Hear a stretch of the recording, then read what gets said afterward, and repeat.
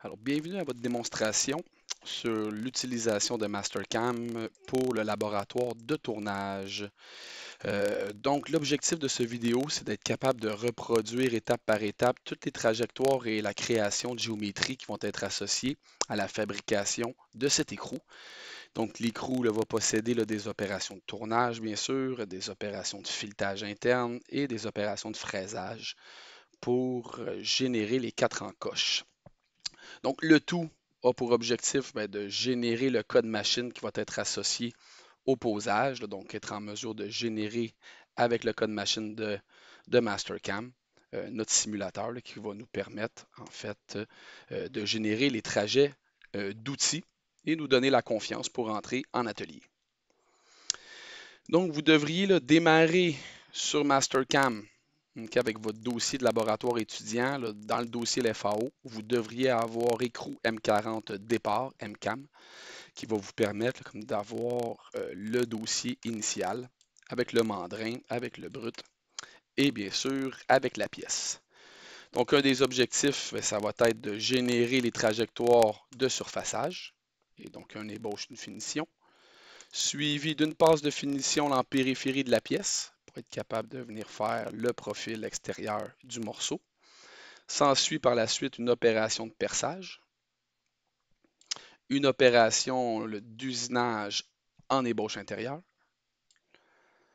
une opération de finition interne avec vérification de l'outil, opération de tournage de filetage intérieur, contour 2D en lien avec la génération du trajet, une transformation et donc une copie de la même trajectoire sur 3 fois le 90 degrés. On va faire une première ébauche de la cavité en venant jouer sur le décalage d'une des lignes pour être en mesure d'ouvrir la cavité pour venir finaliser le rayon et faire un tronçonnage de la pièce au complet. Donc, ceci étant fait, on va être en mesure d'ouvrir le dossier de départ. Et comme première étape, je vous invite fortement à faire la gestion des levels. Pour être honnête avec vous, on devrait avoir que le mandrin est déjà modélisé comme mandrin de rotation et la pièce brute aussi. Donc, assurez-vous par la suite de créer les différents levels. Donc, ici, je vais dire en 10. Donc, les éléments filaires en tournage et paramètre 20, les éléments filaires en fraisage. Pour les éléments de tournage, donc ici, on va aller dans Wireframe. Donc avant ça, peut-être changer le code de couleur pour une couleur qui nous interpelle plus. On va dire le mauve. Dans Wireframe, assurez-vous que votre plan est bel et bien sur le top avec le Construction Plane et le Tool Plane pour générer le Turn Profile. On prend le volume 3D, End Selection, on fait la méthode Spin, Upper Profile. OK. Par la suite, je peux cacher maintenant la pièce. Ici, moi, je vais me faire un décalage, donc une transformation par décalage d'une entité. Je pourrais faire un move ou une copie sur une distance de 0,25 pouces, ici de cette droite-là vers ce côté-ci.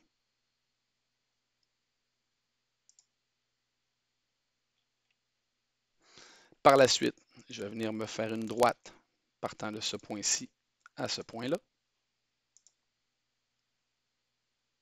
Lui refaire un décalage des entités, ici de 25 millièmes, de cette droite-là vers en haut.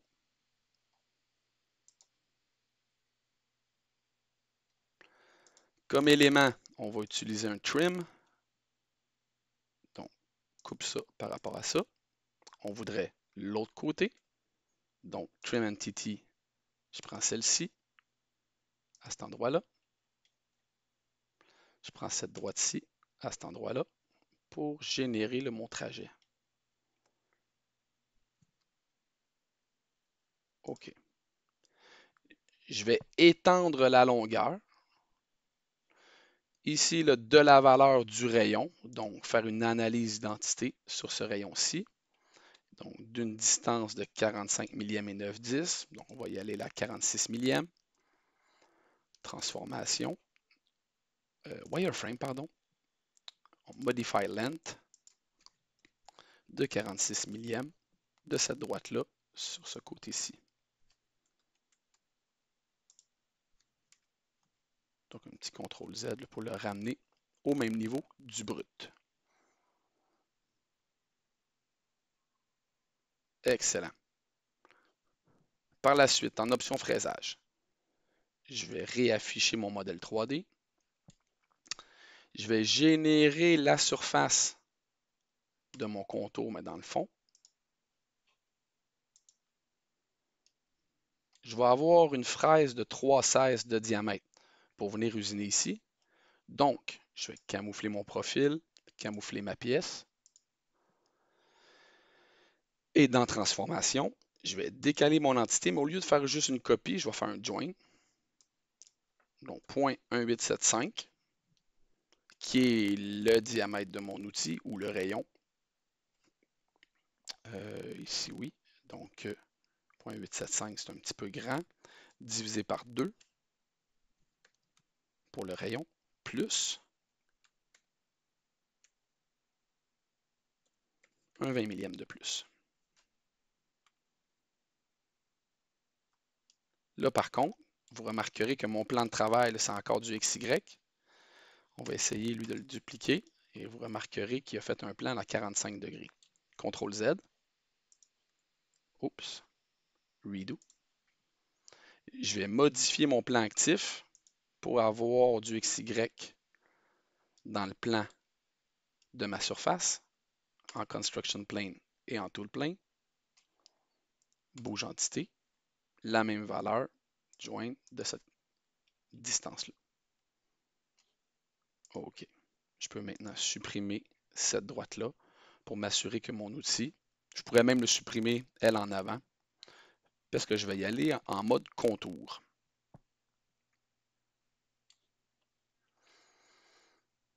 Donc maintenant, je vais replacer mon plan de travail sur le plan de tournage. Et je vais être en mesure de réafficher ma géométrie 2D pour réaliser en fait mes opérations de tournage. Ici dans mon toolpath, je vais renommer mon machine group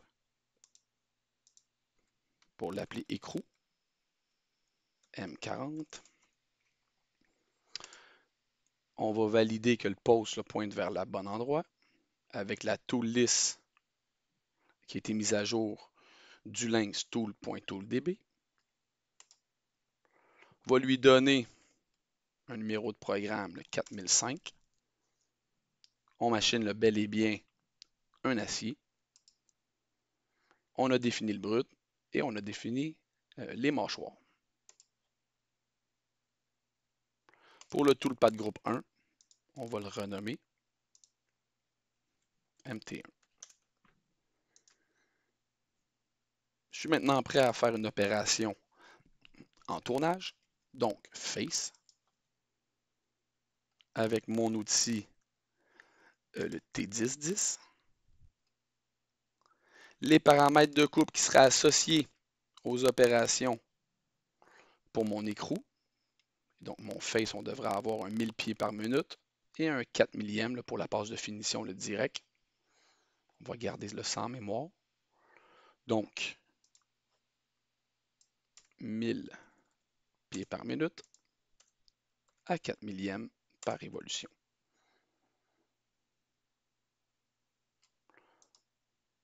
Ici, là, ça tombe bien. On va avoir le Z finish qui est à 0,0, donc directement sur le bon endroit. OK. On va générer le dit trajet. On peut faire un backplot pour faire le mouvement. On peut faire un finish aussi là, directement sur la périphérie. Donc, prendre une chaîne partielle. Je vais prendre mon outil 8.8. Encore là, lui, 1000 pieds par minute, une avance à 4 millièmes. Finish parameter, une seule passe pour l'extérieur, extend contour, fait qu'il devrait déceler ici la petite portion. Je vais aller jouer avec mon lead out pour que ma passe de finition aille une petite affaire le plus loin sur ma pièce. Donc, lead in, lead out, extend, un 200 millième de plus, adjust contour end pour voir où il va arrêter. On génère le trajet.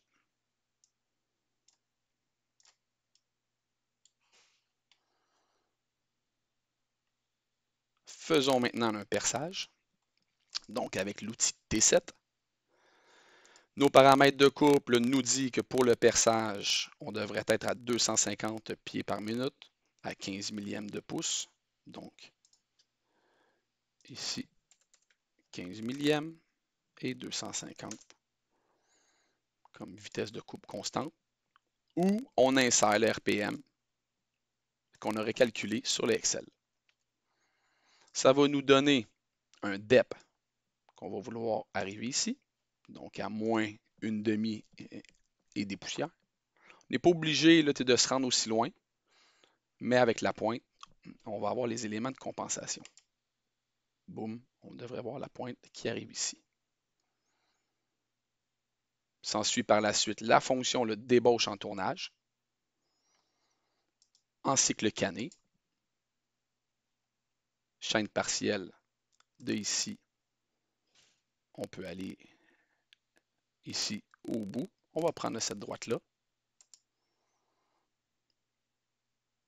On va s'assurer de prendre la barre à léser du bon outil en question. Là. Donc ici, moi, je vois juste ma barre de 3/4. Je vais canceller. Je vais canceller et je vais aller là, dans mon Tool Manager. Donc, je vois que mes deux barres ici ont 3/4 de pouce de diamètre. Je vais les supprimer, les deux, pour aller récupérer les deux autres, mais avec le diamètre de 5/8 qui porte exactement le même numéro. Donc, il faudrait voir ici le 625 millième de pouce.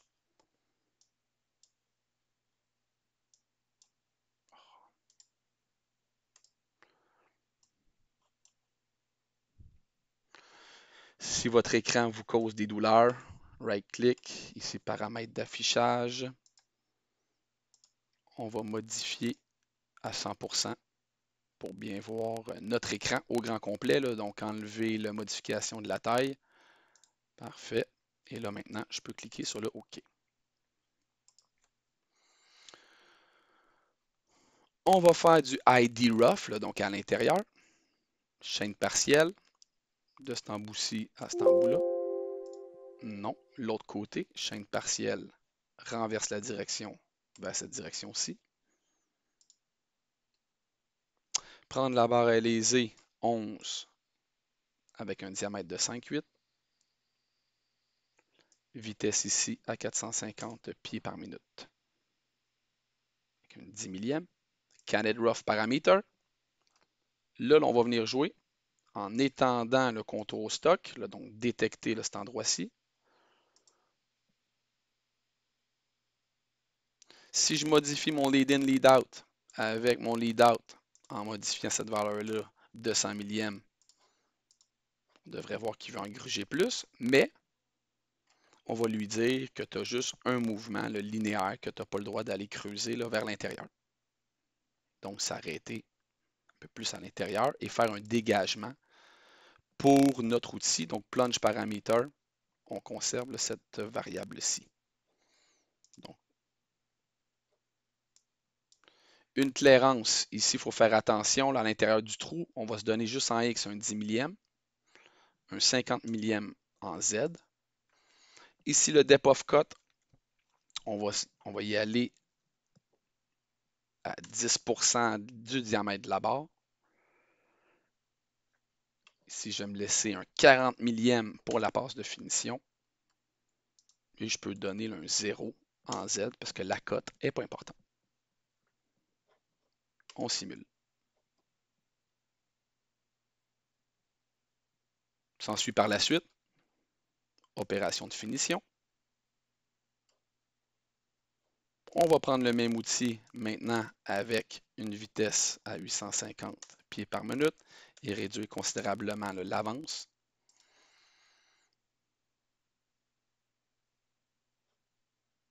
OK. Pour venir faire la passe de finition. S'ensuit par la suite le filetage interne. Et donc, on va s'assurer qu'il dépasse cette longueur-ci, mais sans rentrer en interférence avec le fond du passage de notre barre à léser. Donc ici, on va prendre en tournage la fonction thread. On va prendre la barre à fileter ici. Inch per revolution.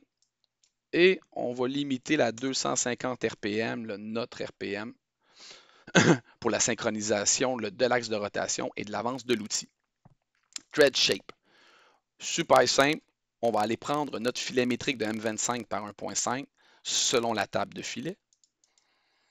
On recherche le métrique M-Profile. On devrait voir le M25 par 1.5 qui est disponible. Il va avoir une conversion automatique du thread per inch, puis donc l'avance ou la quantité de filet par pouce, l'angle, l'entrée, le diamètre majeur et le diamètre mineur. On est chanceux que la position de départ est sur le 0, mais on aurait pu venir cliquer à un autre point. Position de fin. Je vais prendre ici la fin du chanfrein intérieur pour que ma pointe puisse continuer, mais sans trop excéder. Thread cut parameter. On va y aller en section égale avec une sortie en cycle canné. Une clairance en Z, vu qu'on est intérieur, de 50 millièmes. On va se donner un petit 10 millièmes d'overcut pour dépasser la consigne finale. Puis le reste, une spring pass. On aurait pu le cliquer ici si notre écrou avait plusieurs entrées de filet. Pour notre cas à nous, ça va être directement la consigne. Et donc le filet, en même temps, va venir dégager notre chanfrein, la laisse sortie de notre pièce. À cet endroit-ci, on devrait songer à faire une sauvegarde. Donc, je vais aller le renommer pour l'appeler en démo vidéo. Donc, version finale, mais vidéo.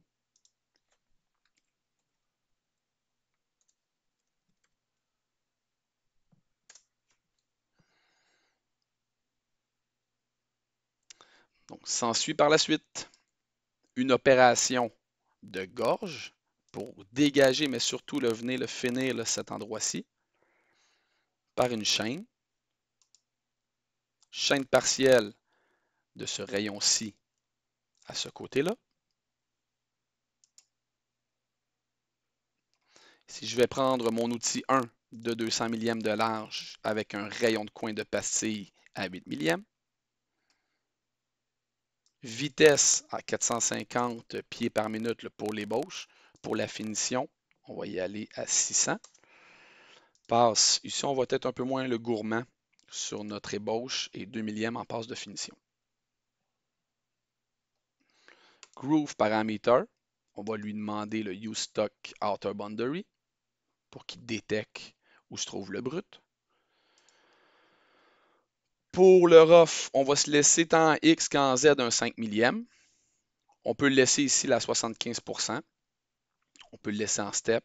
Ça ne viendra pas trop nous gêner pour cette opération-là. En bidirectionnel. N'oubliez pas que j'ai 200 millièmes sur une groove de 250 de large. Donc, je ne peux pas faire un énorme overlap. On va se donner un petit 5 millièmes pour nettoyer le fond de la gorge. Une seule passe avec une approche de 100 millièmes ou un décalage. Ici, on peut y aller à 10 millièmes. Ça ne changera pas grand-chose. Mais on s'assure que le X et le Z soient à 0. Donc, on se laisse un petit peu de viande ici.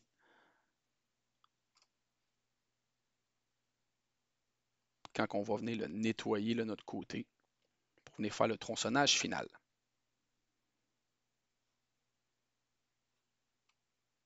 On va faire un cut-off sur le point ici, à cet endroit-là. On reprend encore le T1. Lui, on va baisser encore son avance. On va baisser aussi sa vitesse de coupe. Je peux réduire même ma rotation ici à 2500 pour ne pas trop emballer ma rotation. On pourrait même le baisser un peu plus. On va voir quel est le comportement sur la machine. Un petit 100 millième d'entrée, c'est sympathique. Pour se donner un peu de marge de manœuvre. Ici, le X tangent, on peut soit choisir qui défonce tout ou qui se rend à un certain endroit. Donc ici, on a détecté un endroit. On pourrait venir prendre une autre valeur de X un peu plus bas. On pourrait lui donner X à 0.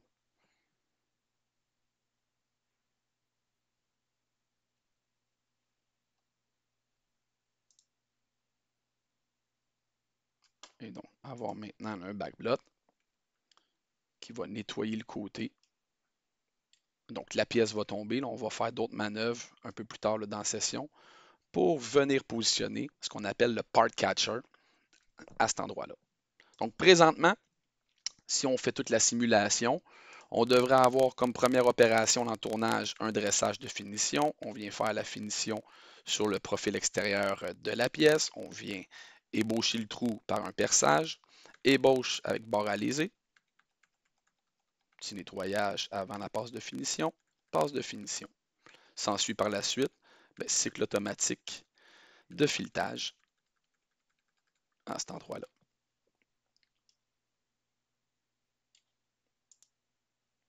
On va devoir remonter un peu plus haut à l'intérieur de notre process. Donc, je vous invite à remonter avant la groove pour être capable d'utiliser nos géométries ici de fraisage pour générer en fait un contour ébauche et finition à l'aide d'une fonction de contournage. Avant de faire ça, je vais m'assurer que dans mes planes, je vais retrouver un plan que le Z le pointe dans la bonne direction. Ici, mon backplane, il semble tout à fait approprié pour que mon Z soit dans la bonne direction. Je vais maintenant l'activer en Construction Plane et en Tool Plane. Aller dans mon Milling, fonction contour. Chaîne partielle, cette droite-ci, renverser la direction jusqu'à cette droite-ci. Mon outil, nous on a besoin XC, c'est dans la face, et le ZC, c'est radial. À cause de la limitation du RPM sur nos machines, on limite à 4500 tours par minute. Ici, mon avance par dent devrait être 0.1875 que je divise par 0.125 fois 1 millième. Okay, donc 1 millième et 5/10 pour nos besoins. On va faire un rapide retrack. Mon feed rate ici, on va le laisser là à 20.25 pouces. Mes cut parameters, on s'arrange pour le stock to leave on wall à 0, puis le stock to leave on floor à 0. Je vais quand même me laisser tenter par un depth of cut, ici à 100 millième, que je vais être en mesure de venir le calculer où je trouve mon top, où je trouve mon bottom. Okay, donc un rough finish en même temps. Linking parameter. Tout ça, c'est possible quand on a bien choisi le plan pour le tool plane et le construction plane.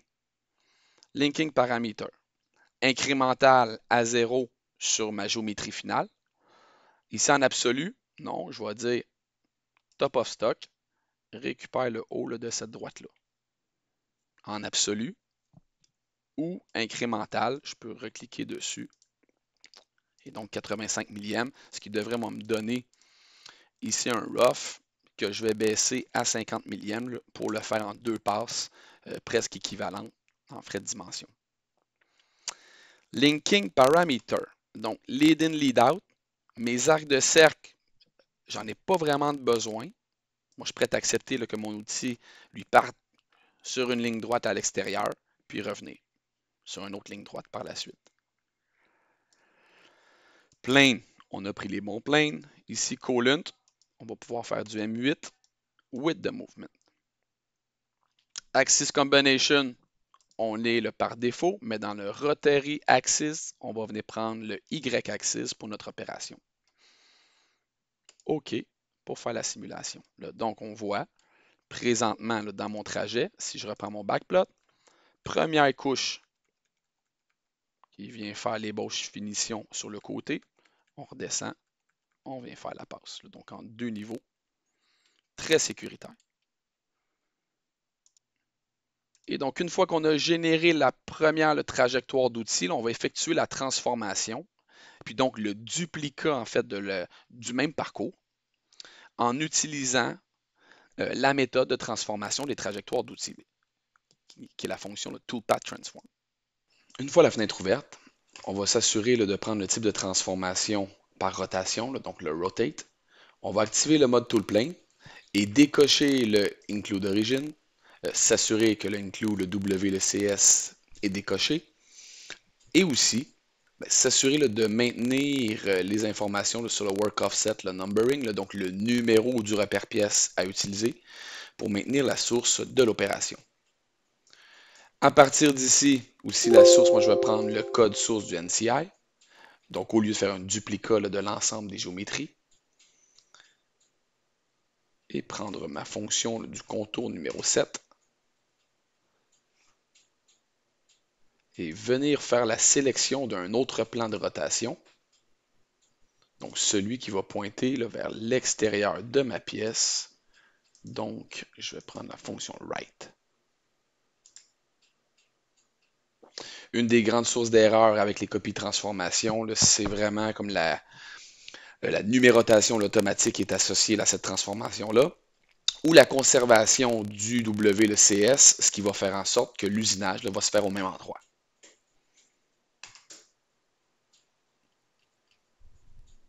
Donc, on peut voir maintenant les 4 répétitions ainsi que l'opération source. Une fois que c'est fait, on est en mesure ici comme d'avoir toutes les trajectoires d'outils. Je peux faire une simulation graphique en 3D.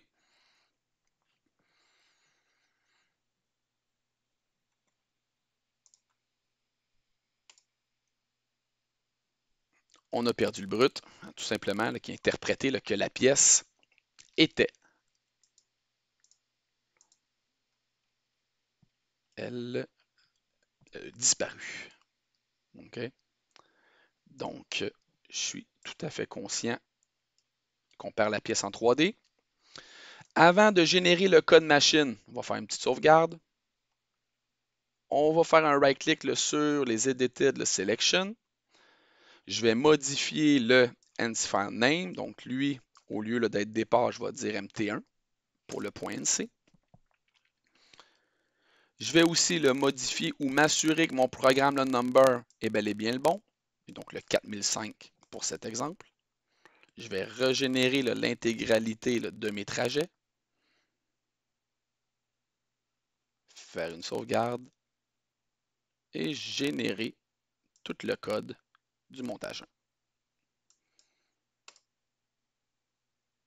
On peut le sauvegarder à l'intérieur de votre dossier de projet.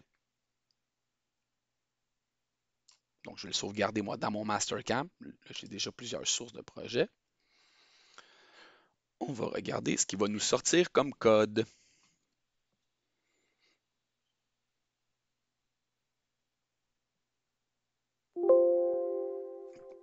Une fois que c'est fait, on devrait voir qu'on va avoir un outil pour faire le dressage avec les opérations qui s'ensuivent.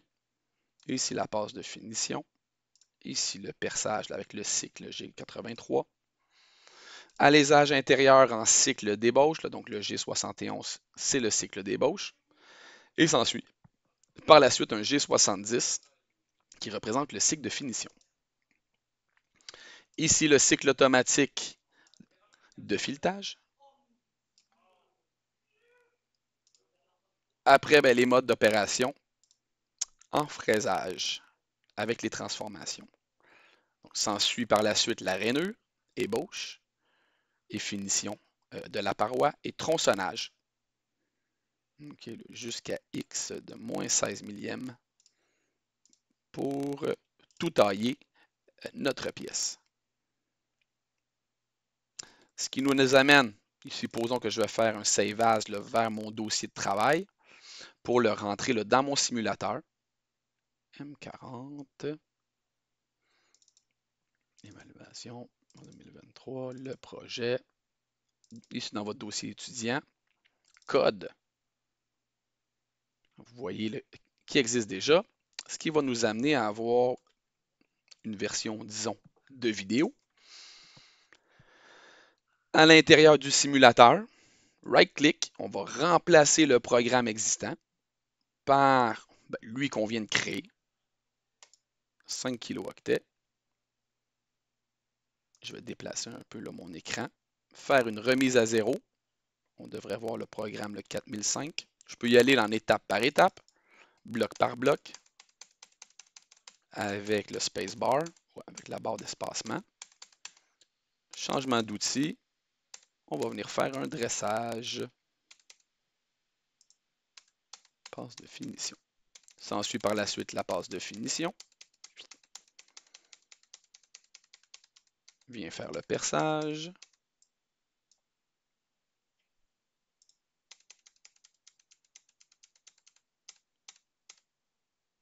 Ébauche, suivi de finition avec la barre à léser. Pour avoir testé mon outil à fileter, puis il me sort une petite collision, mais réellement, si on regarde la valeur des collisions, on voit que c'est à la 5e décimale, ce qui veut dire un cheveu divisé en 1000. Donc, j'interprète ça comme une crunch graphique avec la pièce et la représentation graphique de ma barre.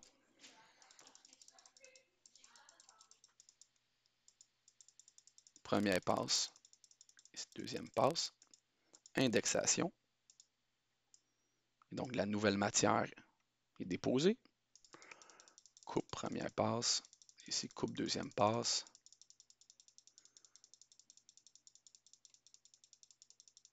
Et la 4e encoche.